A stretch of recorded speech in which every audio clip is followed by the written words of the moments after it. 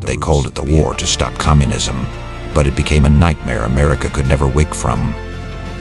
In the heart of Vietnam, the enemy was invisible. The jungle itself was alive, deadly, and everywhere. America unleashed more bombs than in World War II, yet victory slipped through their fingers.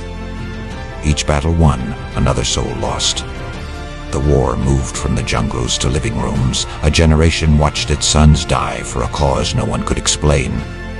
5,800 Americans never came home, and the world learned no nation, no matter how mighty, can conquer the human. The roots of the Vietnam War stretched deep into the colonial past. When France lost its empire after World War II, it left behind a divided land, North and South Vietnam.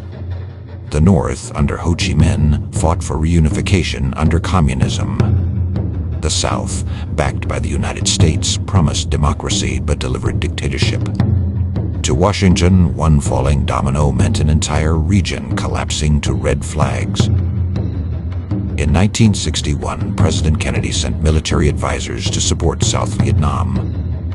By 1965, those advisors had turned into 500,000 troops. They came armed with the best weapons and the worst understanding of their enemy. The Viet Cong didn't fight like an army. They melted into the jungle, struck from shadows, and vanished. Vietnam was not a battlefield. It was a maze of fear. Every bush could hide an ambush. Every villager could be an enemy. The Viet Cong used a network of tunnels stretching hundreds of miles, the Cu Chi tunnels, where they lived, fought, and vanished. American firepower meant little when the enemy was invisible. The U.S. launched the Hearts and Minds campaign, hoping to win over villagers. But every bombing raid, every burnt village, every casualty pushed the people closer to the Viet Cong. We're told we're helping them, but all I see are ashes and tears. The jungle was unforgiving, but the politics were worse. The U.S. dropped more bombs on Vietnam than in all of World War II combined, yet victory never came closer. Generals spoke in body counts, as if killing enough men would win the war. But for every soldier killed, more took their place. The jungle didn't need armies, it bred resistance. For the first time in history, war came home on television screens. American families watched in horror as their sons fought and died in a land they couldn't find on a map. This is what America's war looks like. The My Lai massacre, the killing of hundreds of civilians, shattered what little moral ground remained. The world began to see America not as liberator but occupier. By 1968, the war had come home. College campuses erupted in protest. Parents buried sons for reasons no one could explain. The Tet Offensive proved that the Viet Cong could strike anywhere, anytime, even the U.S. Embassy in Saigon. It seems now more certain than ever. This war is mired in stalemate. When America's most trusted newsman lost faith, the nation followed.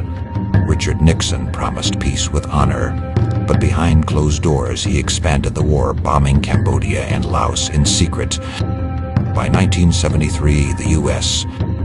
withdrew its troops. 2 years later, Saigon fell. The South collapsed like a house of cards. The last helicopter lifted off, leaving behind allies, interpreters, and ghosts. Over 5,800 Americans dead, millions of Vietnamese killed. A generation scarred by nightmares of a jungle that never ended. We didn't lose the war on the battlefield, we lost it in ourselves. America returned home, but part of it never left Vietnam. Today, Vietnam stands rebuilt, a nation that outlasted empires. But for America, the war became a warning that even the strongest military cannot win a war without purpose. The jungles of Vietnam taught the world power has limits, and war always has ghosts.